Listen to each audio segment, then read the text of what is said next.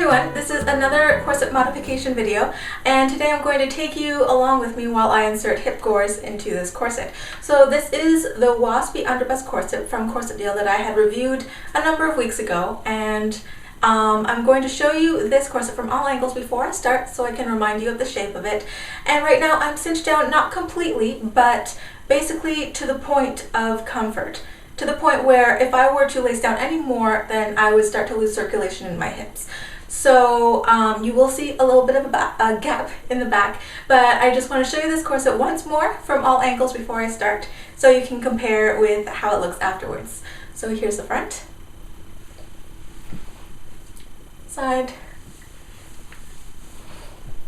back, and I have moved the modesty panel aside so you can see that at the bottom I have at least a 3 or 4 inch gap in there. So if I were to insert hip gores in here, then for me to be able to lace down this corset all the way comfortably, I will need to add approximately 3 or 4 inches in using the hip gores. So first let's start by explaining what is a gore exactly. Well, a gore is a triangular or a tapering piece of fabric that's inserted into a garment to give fullness, create flare, or improve fit. Now, I will not get into the difference between gores, gussets, and godettes because depending on who you talk to, some people will insist that a gore is inserted, say, into a slit in one piece of fabric, such as this one, so that the end result would look kind of like so.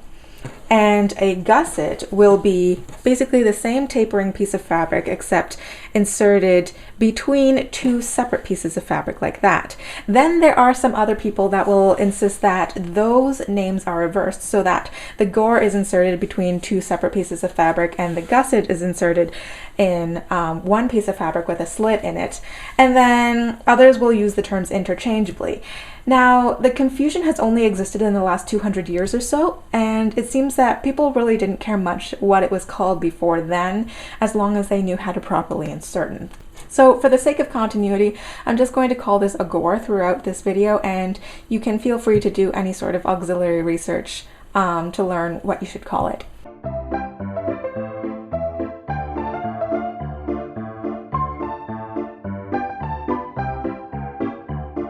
So now let's look at some example gores. In my Oxford's corset here, you can see that the gore is actually sandwiched between 2 layers. It's sandwiched between the fashion fabric panel here and also sandwiched between the lining panel here.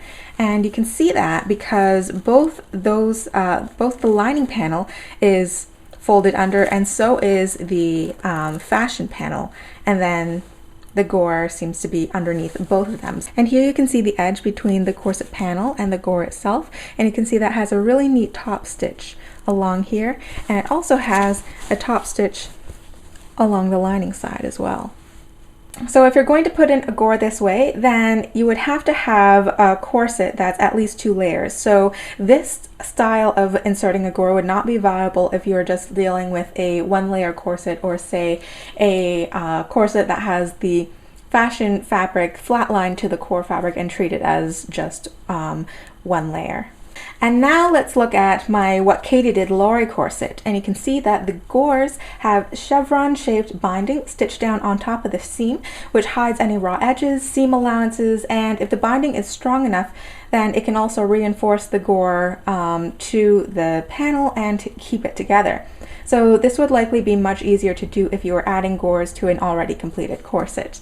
Okay, so here is half of the corset, and you can see that I've already taken the binding off. I just used a seam ripper, and I'm actually going to be sacrificing this modesty panel to make my gores. And the reason that I'm doing that is I went fabric shopping with this corset to try and find a matching shade of black satin, and it was pretty much impossible to find. I found blacks that were slightly more yellow, slightly warmer, slightly more red, and there were different weights, different type of handling, different level of shininess and sparkliness. So I just decided to use the modesty panel because I know it is an exact match.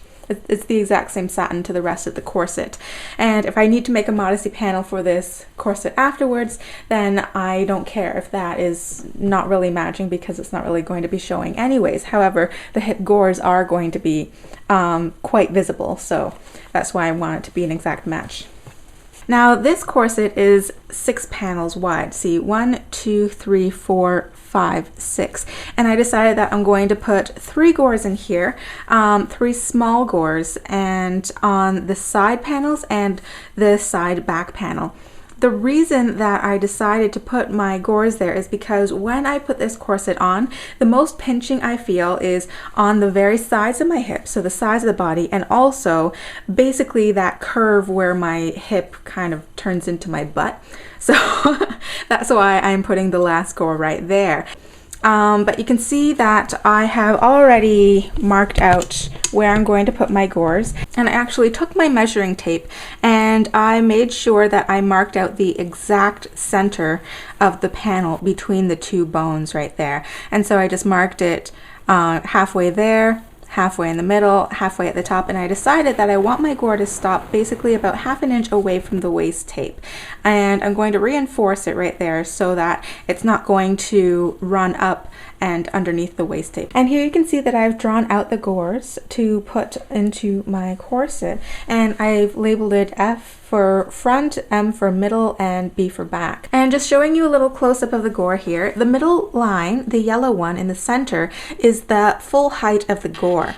And then the pink around that is the seam line. So that is where I'm going to join the gore to the rest of the corset. And then this dotted green line here in chalk, that's my seam allowance. You'll also see that they're not exactly triangular. They're actually more shaped like Gothic windows. So basically the reason that I decided to do that is I didn't want a gradual flaring in the hip of the corset. I wanted a very quick flare. So I wanted a lot of fullness basically right underneath the waist and then going down. So that will give me a nice rounded hip. So how did I determine the size of my gores based on the height of this slash here? Well, basically, if I take my measuring tape and measure this back one here, it is 2.5 inches from the very top of the slash to the bottom edge. And so when you are going to slash that and spread it apart, then that will become the sides of the triangle, not the height of the triangle, the sides of it. So I know it's not exactly a triangle, but basically whatever this height is, say 2.5 inches, that's what you want the sides of your gore to be if you want it to match exactly. So there are a couple ways that you can determine this. So what you can do is take your measuring tape, put it on its side, and then put your measuring tape along that seam line, basically from the end of their tape being where the tip is until the edge, and then you can measure it that way. Another thing that you can use is a flexi curve like this one. So you can see that it's graded inside and it's also flexible and it keeps its shape, which proves quite invaluable when you're drafting. Now, it doesn't matter how much you stretch this or bend it. The ruler inside, it's not going to stretch. It actually kind of slides inside a little channel inside the flexi curve, so you don't have to worry about, oh, if you bend it this way, then this is actually going to be graded smaller than 1 inch, or if you bend it this way, it's actually going to be more than 1 inch, because it's just a tape inside a wired plastic thing. So anyways, what you do is you bend it to the shape that you want the hip gore to be.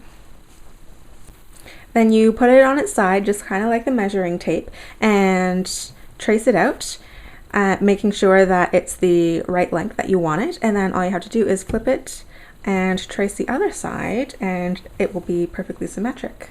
And your third option is to use a French curve like this one. So this one is metric, so it's not going to be exactly the same, but it basically works the same way as a flexi curve. So you position it so that you get the curve you desire, basically from the tip of the gore down to the width that it's supposed to be.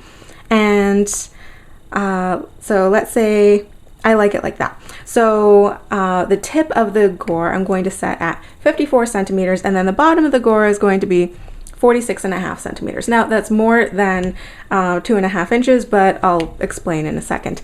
So you just draw that line from basically 46 to 54, and then you can flip it over, and then from the other side you set it up one more time from 54, 46 again, and so it'll be perfectly symmetric and the same length that you want.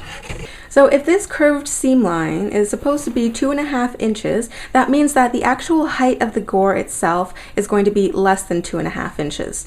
So what I'm actually going to do to play it safe, I'm actually going to make the height of this gore the same height as the slash. So I deliberately made this gore bigger than it needs to be. So this yellow line is 2.5 inches. The pink seam lines are a little bit more than that, so that when I insert it into the gore, I'm probably going to have about 1 centimeter or so left over, and I can cut that off. But it's better to be for it to be too big and just cut off fabric later on than for the gore to be too small and then have to make another one later on. And I really can't do that because I barely have enough fabric to make the 6 gores that I need here out of the modesty panel. So that's why I'm playing it safe. Now, when you are designing how wide your hip gore should be, take into account how much seam allowance you'll be using on the corset panel itself. So here you can see the line where I'm going to slash, that's in green, and I have a 1/4 inch seam allowance in this panel of the corset. When I slash this panel,